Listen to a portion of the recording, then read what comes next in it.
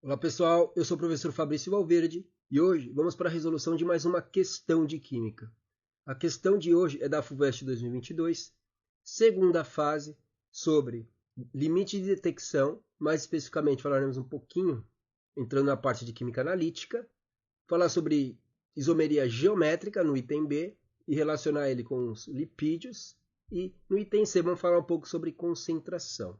Então, você já deve ter visto em vários lugares tabelas nutricionais. Mas você já olhou um rótulo de alimento e pensou, como assim zero gordura trans? Será que isso é verdade? Ou será que tem algo que os nossos olhos não veem, mas a química consegue nos explicar? Então, hoje falaremos sobre o limite de detecção dos métodos analíticos e como ele interfere naquilo que aparece ou não nos rótulos dos alimentos que você consome. É isso que exploraremos na aula de hoje. Então, vindo aqui para a questão, nós teremos o seguinte: o limite de detecção de um método analítico é a menor quantidade de um determinado composto numa amostra que esse método é capaz de detectar. Dentro do ensino médio, dificilmente você falou sobre limite de detecção. A gente vai falar isso num curso técnico, num curso superior, onde nós falaremos sobre técnicas de análise, mas no ensino médio dificilmente você ouviu falar sobre limite de detecção. Se alguém ouviu falar de limite de detecção no ensino médio, deixa aqui nos comentários e fale um pouco mais no contexto onde foi falado o limite de detecção para vocês, ok? Então, você vê que você não ouviu falar sobre isso, você não estudou sobre o limite de detecção, mas ele está te dando a definição. Com essa definição, você já é capaz de responder o que ele vai nos perguntar no item A, ok? Então, é a menor quantidade de um determinado composto numa amostra que esse método é capaz de detectar. Então, cada técnica analítica que tem, ela vai ter um limite de detecção diferente. Continuando aqui, caso algum composto esteja em concentração inferior a tal limite, não se pode determinar a sua presença, tampouco a sua concentração. Então, isso aqui já é suficiente para a gente responder o item A, que ele vai nos fornecer agora em seguida. Então, essa partezinha aqui já vai ser mais do que suficiente. Ele está vendo se você consegue interpretar o que está escrito e responder o que ele vai perguntar no item A. Você não precisa de nada mais do que essa informação aqui, ok? Que é a menor quantidade de um composto que esse método é capaz de detectar e se a concentração desse composto for inferior a um certo limite, você não pode determinar a sua presença e nem tampouco a sua concentração. A tabela nutricional a seguir foi encontrada numa embalagem de pão de queijo. Então, essa informação é de uma embalagem de pão de queijo. E nós vamos ter o seguinte: uma vez que a quantificação de todos os compostos é realizada por métodos analíticos específicos, responda às questões. O item A vai nos perguntar o seguinte: por que na porção de pão de queijo apresentada, as quantidades de gordura trans e fibra alimentar não são necessariamente zero? Ele já está afirmando aqui, ó, talvez não seja zero. E aí você vai na definição anterior que eu falei sobre limite de detecção, ok? Por que não necessariamente é zero? Ele está afirmando para nós, não necessariamente é zero. Então, o que vai significar? Que a quantidade de gordura trans e a quantidade de fibra alimentar, elas estão abaixo do limite de detecção da técnica que foi utilizada para dar os valores que estão nessa tabela nutricional. Então, para 70 gramas de pão de queijo, a parte de gordura trans está dando zero e a de fibra alimentar está dando zero, porque as quantidades desses dois compostos elas estão abaixo do limite de detecção, ok? Então, um item bem simples, como a gente está aqui resolvendo uma questão de ensino médio. Então, quando vemos isso em química analítica, nós temos fórmulas para se determinar o limite de detecção de um determinado método. Aqui ele só te deu a definição, explicou um pouquinho o que era ela, para você responder esse item A de forma bem direta. Não tem muito o que explorar nessa parte aqui. Por que não são necessariamente zero? Porque eles estão abaixo do limite de detecção. Ok? É essa a pergunta que ele nos faz. E aí nós respondemos. Não necessariamente são zero, porque é possível que as concentrações de gordura trans e de fibra alimentar estejam abaixo do limite de detecção do método analítico utilizado. Talvez, se ele usar um método analítico diferente, consegue determinar quantidades menores ainda, ele consiga ver a quantidade de gordura trans e de fibra alimentar que tem no pão de queijo, ok? Então, bem simples, ele deu a definição para você relacionar aqui com o rótulo e falar um pouquinho sobre por que não são necessariamente zero, porque estão abaixo do limite, tá certo? Indo agora para o item B, nós vamos ter o seguinte. Gorduras podem ser entendidas como ácidos graxos de cadeia longa. O termo trans faz referência à isomeria geométrica, isso aqui é importante, da molécula do ácido graxo. Gorduras saturadas podem apresentar isomeria trans? Ele está nos fazendo uma pergunta agora. Se a gordura é saturada, ela pode apresentar isomeria trans? É uma pergunta. E ele quer que expliquemos isso com base na estrutura da molécula do ácido graxo. Para a gente relembrar um pouco da isomeria geométrica, o que nós temos? Para nós termos isomeria geométrica na cadeia aberta, nós precisamos ter uma ligação dupla. Essa é a condição. Na cadeia alifática, a gente só precisa analisar a ligação dupla. E se ela tem ligação dupla, aí nós vamos analisar um outro fator. Se eu tenho uma ligação dupla, o carbono é sp2. E aí o carbono sp2 tem uma geometria de trigonal plana. E esses ângulos aqui são próximos de 120 graus. Ok? O carbono sp2, que vão ser esses dois carbonos de hibridização sp2, eles vão ter aqui mais um substituinte aqui, esse carbono, um substituinte aqui e um substituinte aqui. Como a hibridização é sp2, ele está ligado a 3 átomos. O outro elétron do carbono é que vai estar fazendo aqui a ligação do tipo π. Ok? Então, para que eu tenha essa isomeria geométrica aqui, na cadeia alifática, eu preciso que R1 seja diferente de R2. E aqui vamos chamar de R3 e aqui de R4. Podia ser qualquer substituinte, daqui a pouco a gente substitui. Então, a condição para que eu tenha isomeria geométrica, além de ter a ligação dupla, é R1 seja diferente de R2 e R3 seja diferente de R4. Okay? Então, R1 diferente de R2 e R3 diferente de R4. Então, para que eu tenha isomeria geométrica, eu tenho que ter a dupla e vamos colocar aqui um hidrogênio, por exemplo. Vamos colocar aqui um CH3, vamos colocar aqui uma metila. Vamos colocar aqui um hidrogênio e vamos colocar aqui uma metila. Ok?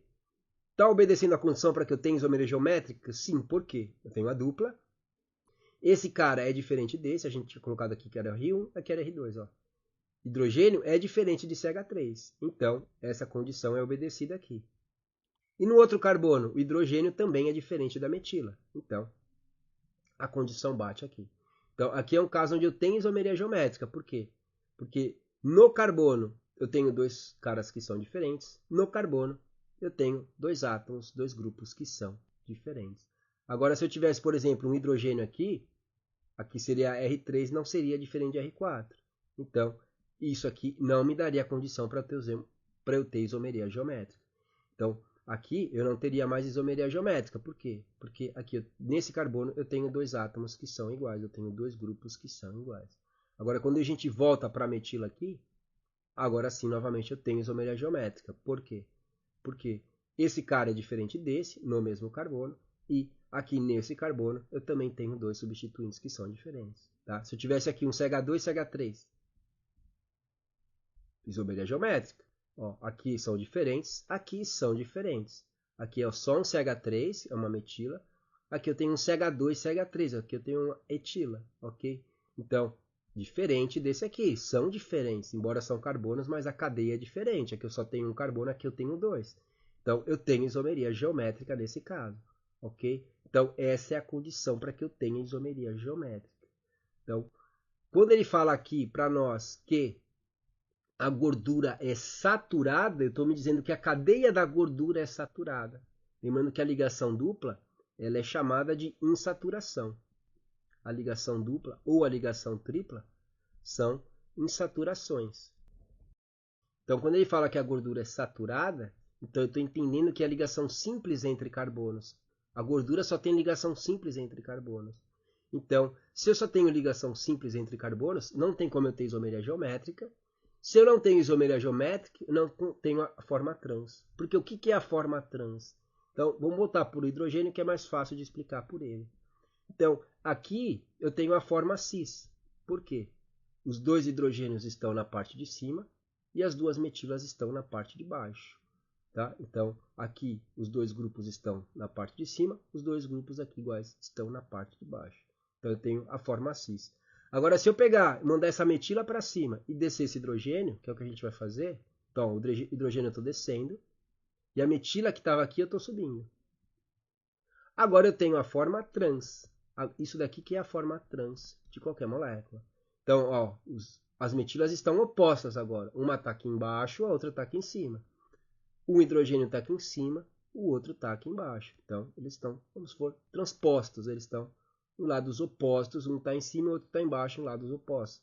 Então, aqui eu tenho a forma trans. Ok? Então, por que a isomeria geométrica existe onde eu vou ter a ligação dupla? Quando eu tenho ligação tripla, não tem como eu ter isomeria geométrica. Ok? Embora seja uma insaturação, embora ela impeça a rotação, mas na ligação tripla não tem como eu ter isomeria geométrica. Porque se o carbono está fazendo ligação tripla, não tem como ele ter dois substituintes no carbono da ligação tripla. Então, por isso que não tem isomeria geométrica na ligação tripla. E na ligação simples também não vai ter, por quê? Porque essa ligação dupla, ela não permite que esses grupos rotacionem. Por isso que existe a forma cis e a forma trans. Na ligação simples entre carbonos, imagina que eu tenho aqui um CH3, aqui eu tenho hidrogênio, aqui eu tenho um CH3, aqui eu tenho hidrogênio e aqui eu tenho hidrogênio. Então, ó, nesse carbono tem CH3 e hidrogênio, nesse carbono tem CH3 e hidrogênio. Só que aqui, como tem a ligação dupla, tem um hidrogênio a menos de cada lado em relação aqui. Só que por ser ligação simples aqui, essa ligação ela rotaciona. Todas essas ligações simples, são as ligações sigma, elas podem rotacionar aqui. Aqui a ligação π impede essa rotação. Então, como aqui você pode rotacionar, não tem como você ter a forma cis, nem a forma trans, então você não tem isomeria geométrica no carbono que só tem ligação simples. Então, se a ligação dupla ou a tripla é chamada de insaturado, a cadeia carbônica que só tem ligação simples entre carbonos é chamada de cadeia saturada. Então, uma cadeia que é saturada, uma gordura que é saturada, ele está querendo dizer que essa gordura só tem ligação simples entre carbonos. Se você só tem ligação simples entre carbonos, não tem como você ter isomeria geométrica. Então, se você não tem isomeria geométrica, não tem como você ter a forma trans. Ok? Então, é isso que a gente vai responder para o pessoal da FUVEST. Como a gordura é saturada, como a cadeia é saturada, como a cadeia não tem ligação dupla, então não tem como ter isomeria geométrica. Ok? Não tem como apresentar a forma trans. Então, coloquei aqui alguns ácidos graxos para vocês terem uma ideia. Tá? A gente sabe que a realidade do ensino médio não é a mesma para todos. Então, você deveria ver essa parte em química no ensino médio. Eu sei que a grande maioria não vê essa parte de bioquímica dentro da química no ensino médio. Então, aqui eu tenho um ácido graxo. Por que é um ácido graxo? Porque ele tem um ácido carboxílico na ponta. Então, aqui eu tenho um ácido graxo insaturado. Tá? Esse ácido graxo é insaturado. Aqui está em saturação. Tá? Aqui eu tenho a forma cis. Ó, aqui tem o hidrogênio. Aqui tem o hidrogênio. Os hidrogênios estão no mesmo lado. Ó. A cadeia carbônica está para baixo nos dois. Ó. Aqui a cadeia carbônica está para baixo. Aqui a cadeia carbônica também está para baixo. Ó. O hidrogênio está aqui para cima. Então, aqui para baixo estão as cadeias carbônicas. Elas estão do mesmo lado. Então, aqui eu tenho a forma cis. Agora eu vou desenhar para vocês verem como seria a forma trans desse ácido graxo. Ok? Então, aqui eu tenho, ó, eu tinha falado que eu tinha a forma cis. Ó, tem hidrogênio aqui e um hidrogênio aqui. A cadeia carbônica está aqui, outra está aqui. Então, forma cis. Ó, hidrogênios do mesmo lado, cadeias carbônicas para baixo do mesmo lado. Ok? Agora, quando a gente vem para cá, o que nós temos? Aqui nós temos a forma trans do ácido graxo. Ó, um hidrogênio está aqui, o outro hidrogênio está aqui. Ó, eles estão, um está para cima, o outro está para baixo. Ó. A cadeia carbônica, uma está aqui, ó, e a outra está para baixo. Se a gente olhar aqui como um plano aqui, ó, aqui é a parte de cima, aqui é a parte de baixo. Então, uma está aqui para cima, a outra está do outro lado oposto, lá para baixo. Ó. Analisa aqui, ó. Olha a diferença aqui. Ó. Aqui os hidrogênios estão do mesmo lado e as cadeias carbônicas estão para baixo do mesmo lado. Ó, aqui o hidrogênio está para cá, o outro hidrogênio está para lá. Uma cadeia carbônica está para cá, a outra cadeia carbônica está para cá. E essa daqui que é a forma trans, que é a forma que é mais perigosa justamente porque as moléculas aqui na forma trans elas vão se empacotando. Elas vão se empacotando e elas podem entupir aí artérias, por exemplo. Ok? Então, é isso que nós temos. Então, esses dois compostos eles são isômeros, tá? Os dois têm 18 átomos de carbono. A única coisa que muda entre eles é a disposição espacial. Um está na forma cis, o outro está na forma trans. Então, os dois aqui são insaturados. Só que ele fala que a cadeia do que a gente está analisando é a cadeia saturada. Se é saturada, pode apresentar isomeria trans ou a isomeria geométrica. Ok? Então, quando eu coloco aqui para vocês a cadeia saturada, olha a diferença. Diferença aqui. Só que ela não tem insaturação. Ó, aqui tem insaturação, está aqui. A insaturação está aqui. Aqui a insaturação não existe. A gordura saturada seria esta daqui. Essas duas aqui são insaturadas. Só que ele não quer saber da insaturada. Ele está te perguntando da saturada. Então, como você não tem ligação dupla, muito menos ligação tripla, então não tem insaturação. Fala, professor, mas tem uma ligação dupla aqui, mas não é entre carbonos, tá? Tem uma ligação dupla aqui? Sim, mas essa ligação dupla não é entre átomos de carbono. Então, não é considerada isomeria cis, isomeria trans, isomeria geométrica, ok? Então, é isso que a gente vai responder para o pessoal da FUVEST. Então, aqui nós temos o que ele está nos perguntando, a gordura saturada, e aí vamos responder isso aqui. Se as gorduras saturadas podem apresentar isomeria trans, nós vimos que não, porque ela não tem insaturação. Se você não tem ligação dupla, não tem como você ter isomeria geométrica. Ok? É isso mesmo que a gente vai responder. Gorduras saturadas são ácidos graxos saturados de cadeias longas. Considerando a ausência de ligações duplas, devido à cadeia carbônica ser saturada, as gorduras saturadas não podem apresentar isomeria geométrica cis e trans, ok? É tudo isso que a gente acabou de discutir, essa parte de isomeria. Beleza? Indo agora para o último item, o item C, nós vamos ter o seguinte. Vou falar um pouquinho sobre concentração aqui.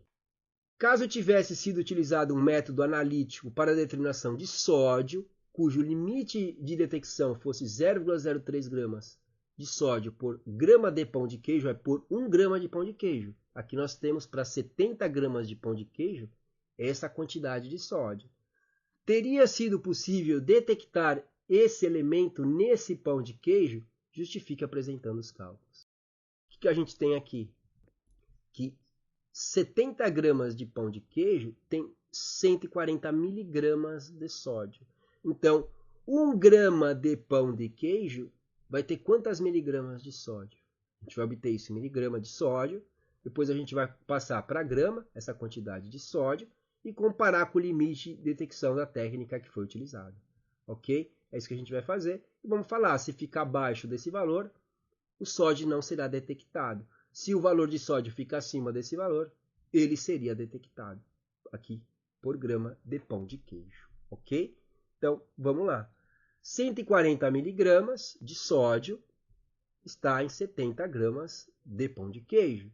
É isso que essa informação nos passa. Então, 140 miligramas de sódio por 70 gramas de pão de queijo, tá? PQ, pão de queijo. Só que ele fala o quê? 1 grama de pão de queijo por grama de pão de queijo, que é o limite de detecção. Então, 1 grama de pão de queijo detecta 0,03 gramas. Então, vindo para cá, 1 grama de pão de queijo. Aí, grama de pão de queijo cancela com grama de pão de queijo. A unidade que vai me sobrar é miligrama. E eu simplifico aqui por 70. 70 por 70 dá 1. 140 por 70 dá 2. E aí, 2 miligramas de sódio é o que eu vou ter em 1 grama de pão de queijo. Ok? Então, 2 miligramas de sódio por grama de pão de queijo. Aí, o que a gente vai fazer agora? Comparar com o limite de detecção. Limite de detecção é 0,03 gramas. Tá? Podia passar isso aqui para miligramas, também poderia ser feito, ou passar isso aqui para gramas, que é o que a gente vai fazer. Tá? Mas já dá para ver que vai ficar abaixo. Se eu tivesse passado para miligramas, isso aqui dá 30 miligramas. Então, 30 miligramas é o limite. Só que eu só tenho 2 miligramas. Então, está abaixo do limite. Então, a gente sabe que não vai ser detectado. Agora, eu vou pegar e vou passar tudo para gramas. Então, vindo aqui, eu vou passar 2 mg de sódio para gramas de sódio. Então, 2 mg é a mesma coisa que 0,002 gramas de sódio. Como eu falei, vemos que isso aqui está abaixo do limite de detecção. Então, não será detectado, ok? Então, respondendo aqui para eles, teria sido possível detectar esse elemento neste pão de queijo? Justifique apresentando os cálculos.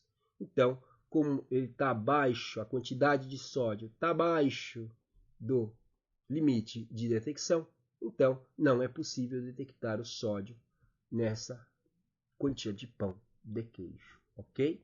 Então, como a concentração de sódio por grama de pão de queijo é de 0,002 gramas por grama do pão, e o limite de detecção da técnica utilizada para a determinação de sódio é de 0,03 gramas, o sódio não será detectado com a técnica empregada, ok? Então, respondemos aqui para o pessoal da FUVEST e apresentamos os cálculos que eles nos pedem para fazer essa justificativa. Fechou? Então, uma questãozinha interessante da FUVEST, uma questão tranquila, mais uma de 2022, também bem tranquilinha, sem maiores segredos para resolvê-la. E você já viu como a ciência por trás de uma simples tabela nutricional é cheia de detalhes? A gente acabou de explorar isso, vários detalhezinhos que tem por trás disso. Entender o limite de detecção ajuda não só na química analítica, mas também a ser um consumidor mais consciente. Tem pessoas que têm problemas, por exemplo, intolerância ao glúten, né, as pessoas celíacas, e é um caso mais sério, você não pode ter contaminação nenhuma, senão trazem sérios problemas à saúde. Então, essas tabelas nutricionais, elas são importantes. É sempre bom ficar de olho nas tabelas nutricionais. Eu vou deixar aqui em cima mais uma questão da FUVEST, onde nós trabalhamos também com o assunto de tabela nutricional, em relação à intolerância à lactose, outra questão bem interessante. Vou deixar aqui nos cards para vocês também assistirem aí a questão e aprenderem alguma coisa com ela também, ok? Me digam aqui nos comentários se vocês sabiam que era limite de detecção, ouviram falar sobre limite de detecção no ensino médio. Como eu falei, a grandíssima maioria não deve ter ouvido falar, mas se alguém ouviu, deixa aqui para mim nos comentários que ouviu, mas contextualiza para mim qual foi o papo para se cair no assunto de limite de detecção. E eu vou deixar aqui em cima mais uma playlist e um vídeo para vocês continuarem estudando química. E essa era a questão que nós vamos resolver hoje. Espero que vocês tenham aprendido alguma coisa. Até mais e fui!